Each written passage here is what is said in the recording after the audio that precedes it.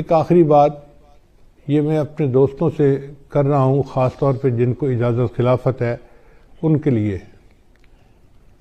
کہ کتابوں میں نے پڑھا ہے یہودیوں کے اندر جادو بہت زیادہ ہے.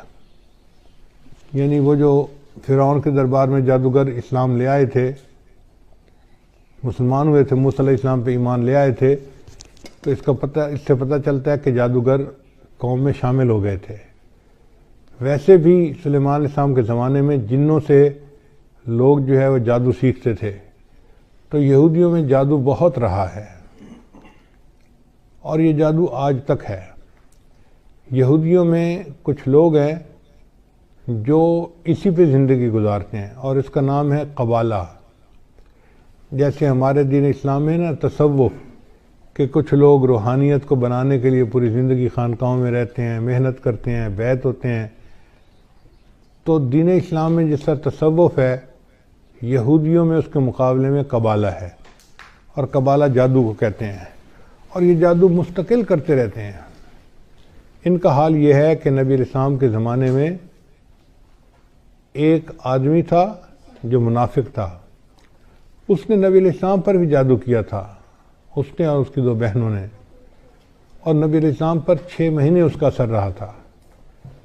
پھر اللہ تعالیٰ نے بتا دیا تو نبی علیہ السلام نے پھر ایک چٹان کے نیچے ان کے بالوں کو دبایا گیا تھا، وہ نکلوائے اور جادو کا اثر ختم ہوا. پھر اس کے بعد معوذتین نازل ہوئیں اور اللہ تعالیٰ نے ہمیشہ کے لیے جادو کا توڑ عطا فرما دیا.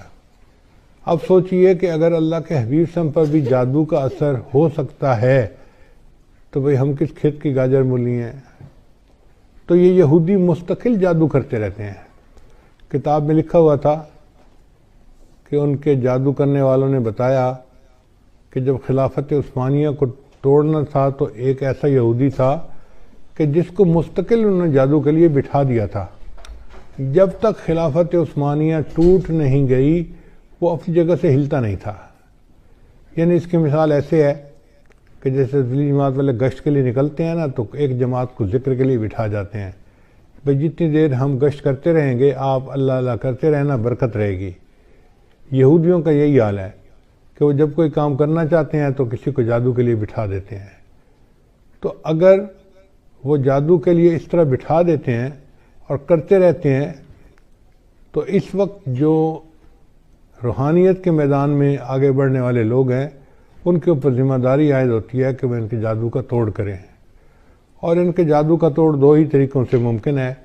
ایک تو جو حفاظت کا حصار بتایا گیا ہے، اپنے اوپر بھی